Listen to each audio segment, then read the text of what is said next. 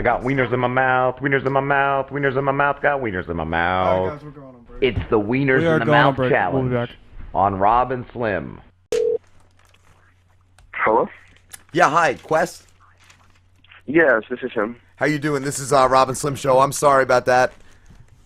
Oh, no problem, man. How you doing, dude? I'm good. What about you? Doing all right. Had a crazy night so far. Oh, really? Yeah. Where are you located, dude? I'm in California. I'm in the Los Angeles area. Okay. Cool. How long have you been doing music for?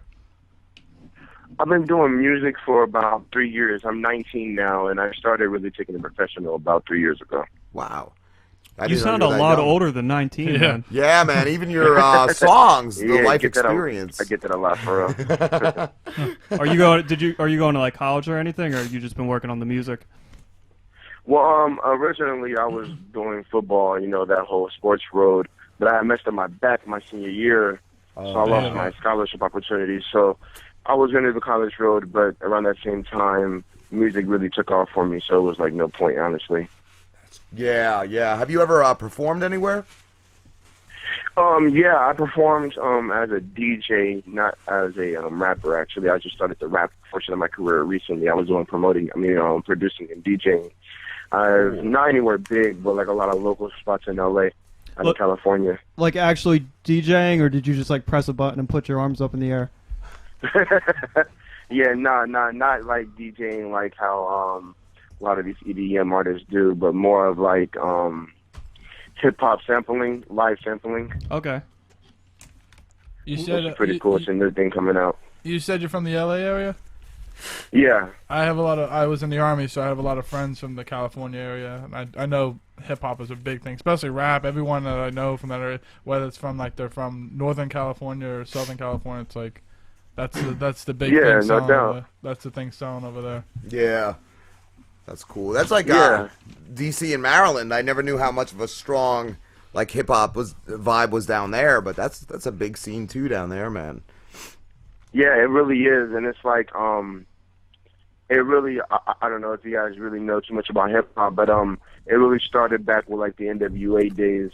I mean, a lot of like the older people out here really started the movement for hip hop because all my older cousins and uncles really lived the hip hop scene. Yeah. Yeah, I've actually if I don't really listen to the hip hop or rap scene, I guess, but if I do listen to it, I do listen to the old West Coast classics, like yeah, definitely. like Ice Cube and NWA and Dr. Dre. Exactly. What got you into music? Just always been a lover of it? Yeah, I always wrote because I was really big into like writing. I used to write stories when I was younger and stuff like that, and I did a music class in high school, and it really exposed me to a lot of it because my grandpa, he's really big into like the soul music, like back in like the 70s, like Haran Scott, like all the old classic R&B. Yeah. And it really ties into hip hop. I mean, it's crazy because from a producer standpoint, which is why I started off being a producer, just everything is sampled from something, even if it's an original quote unquote song. Yeah. It's sampled from something, whether it's the melody that they used, and it was so crazy for me to find out because I was introduced by a family friend who was a producer. He was showing me like any song that you know from the 70s or 80s is sampled in some way from the 90s on, and it was kind of crazy to find each song in a new song, so it got me into it really. Yeah, that's what I was going to ask you too. Who was your childhood idol? Was it like musically? Who did you really look up to? Okay, funny, believe it or not, it wasn't even really a rapper, I wouldn't say. It was more like I didn't really listen to like rap until I was like 13, 14. So I really liked this guy named Gil Scott Heron. He's more of an independent artist, I found out now. But he had really like timeless music, and I really liked James Brown. That was like one of my favorite artists when I was growing up. That's cool. Yeah, I didn't get into hip hop until I was like 13, 14, like I said. And when I got into hip hop, it was the Eminem, the Tupac, Right. the Common, all the big names now like Jay-Z and Kanye that really pushed me into rap. That's cool. Why did you go with the name Quest? Okay, yeah, well, Quest Soul, I mean, it really is like self-explanatory on a journey to find the inner you. I mean, a quest for soul. But what really got me into it's funny because when I was younger, everybody used to call me Quest because I looked like I was lost all the time when I was younger. So they, You were like, always I on a was always quest. on a quest, like trying to find out what everybody was doing. And as I got older, I really just didn't want to be called Quest because I'm like, okay, what does that even mean? So I tried to like flip it into a metaphorical meaning and come up with the Quest Soul because everybody's on a journey to find who they are, even That's awesome. if you're older. That's cool. I like that. I like your songs too. I only heard the two, "Lose My Life" and "Mother's Day." Those songs are amazing, dude. Thanks, man. Those are actually older songs. I haven't released anything new because I'm working on my debut album. But those songs were mixed like 2-3 years ago, Wow. and those honestly are like two of my favorite songs of my own that are out at least. And yeah, they're really deep meaning. I like the fact that my music is very exposing to my life. Yeah, You know that's I mean? what I liked about it, man. And that, like I said, that Mother's Day song is amazing. And that's what I was going to ask you too. And "Lose My Life," were you really involved in a drive-by? Yeah, like, the song is metaphorical to the timestamp because no, they didn't all die in the same day like how the song infers. Yeah. But yeah, my dad died when I was 2 months old. He was shot, and then my best friend died when I was in 7th grade, and it was just like it's crazy because you look back on your life and it looks like everything is in the span of a day. But yeah, to answer your question, I was never shot, but I was around when drive-by shootings were around. Wow. And it's just the living in the poverty level lifestyle is really is crazy. Yeah, that's what I was going to ask about your upbringing too. If you were poverty or well-off.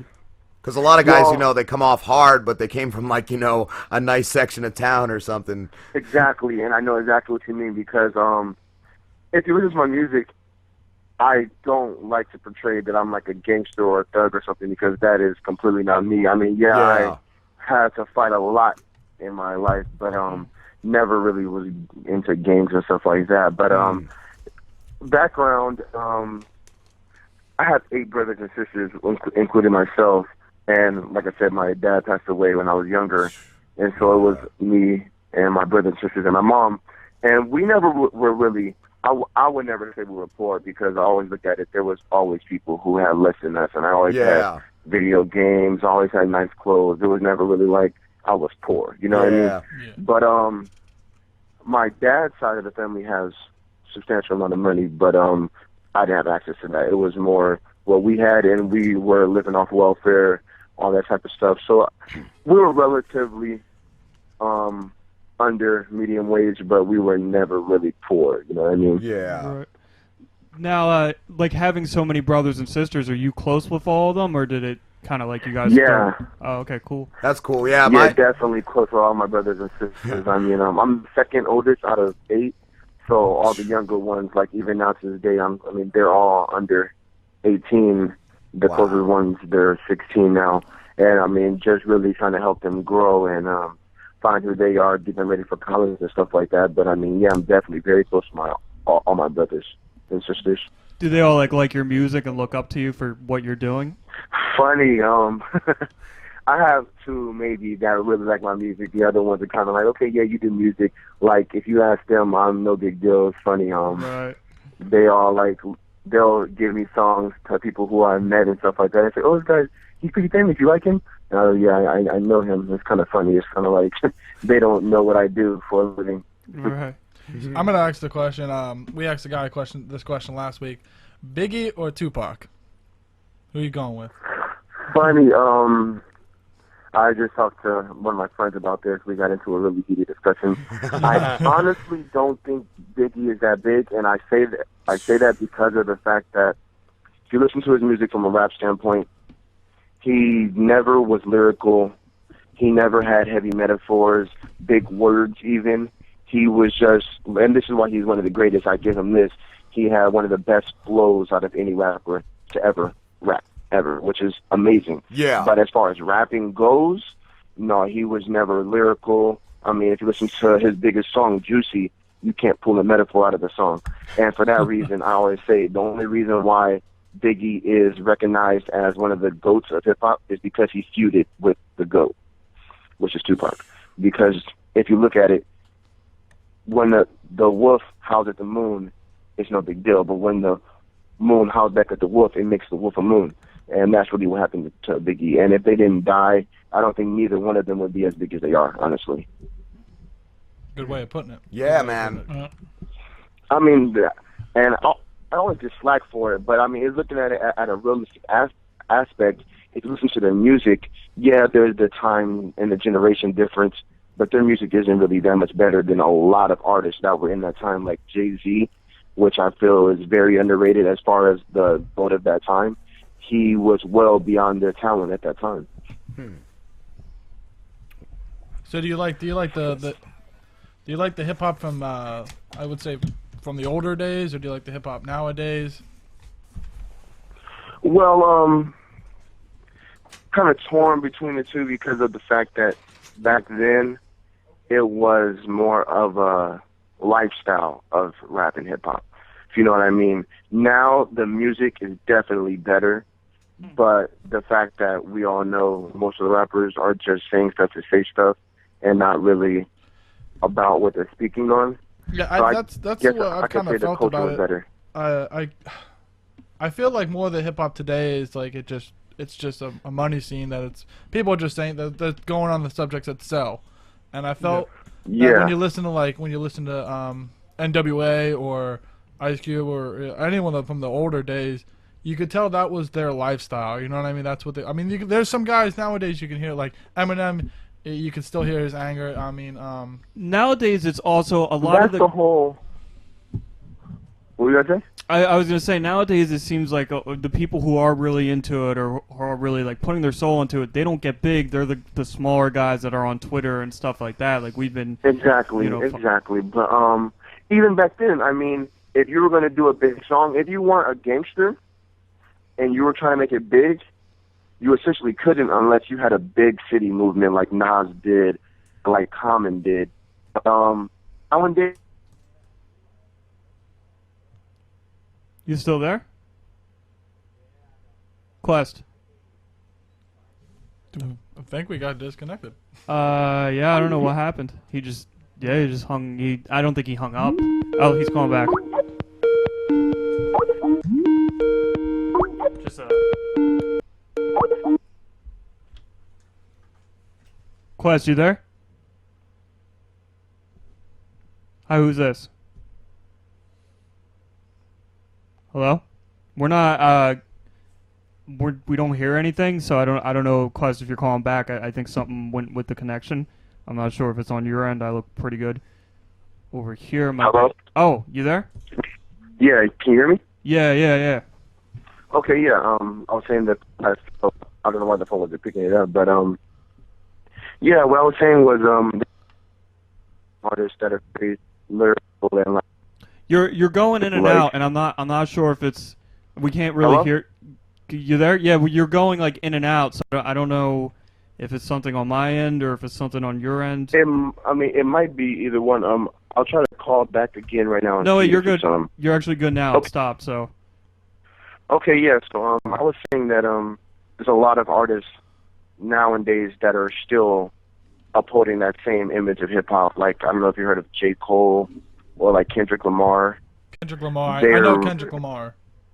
Yeah. Yeah, J. Cole. He's one of my biggest influences right now. Honestly, he really has a lot of like real life situational music, borderline Tupac-ish stories of his environment, of his childhood, and it really is. And he's actually a big artist right now. Did that song "Crooked Smiles" that's been on the radio for a long time. But yeah, there's a lot of artists that are still trying to give that same aspect of hip hop that made hip hop. But there's also the artists that drown it out, which I mean, always been the case of music and hip hop at least. Yeah, I had one more question. How do you feel? Like, I used to know them. I don't know any of them offhand right now. I'd have to look them up. But the more the like underground, because like I had mentioned, I had a lot of friends who were from California, and obviously they were all influenced by obviously rap and hip hop. How do you feel about the underground like rap over there? Because I know there's a little bit of an underground scene. How do you feel about that? Is it a good scene, or is it a scene that's going to blow up, or? You know, with the whole underground movement, I mean, it is something that is good to hip hop. But one thing that I don't like is when people say the whole, this is real hip hop. And underground artists have a big tendency of doing this. We're not mainstream, we're not sellouts, and that's why they choose to stay underground. But there's a big talent barrier between a lot of underground artists and the mainstream artists. If you can't make a song that is accepted by the public, it's not because you're not mainstream, it's because you don't make good music. And that's what people don't understand, because the aspect of just rapping with no hook or rapping about something that clearly only pertains to you is the same thing as only dunking in a basketball game and never shooting the ball. You're going to be easy to guard. You're not going to be somebody who's a good player. And it's the same thing. And with the underground movement, there's a lot of good artists, or no, there's a lot of good rappers, but most of them aren't good artists, and that's why they're still underground. So, I mean, the underground movement is one that I used to really, really like until I got into this business, and I saw the lack of the business aspect of their music. That answer your question, Matt? That's a very good point. All right, Quest. Listen, it was great talking to you. We got to wrap it up because we got like another interview in about 8 minutes. So why don't you tell the people? Great, man. Yeah, tell the people where they can find you, promote whatever you got to promote, and we'll let you go. All right, brother? Okay, man. Yeah, they can find me at Real Quest Soul on Twitter, and they can also go to my website, QuestSoulTNT.com. We have all of our music and all of our artist music as well up there, and got a new album coming out sometime next year. It'll all be on the website if you guys go. Thank you guys for having me. I really appreciate it. Okay, man. All right. You brother. Okay. You too, man. All right. See ya.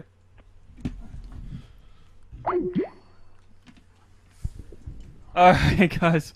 We're going on break. I'm so like mixed up right now because Rob took off during the interview. Rob, get back in here. I knew nothing about this guy because Rob's just been kind of talking to him, and I haven't. So, all right. On that note, we're gonna go on break. We'll be back. Yeah, I never know what. So here is a song from Quest Soul. This is called "Lose My Life."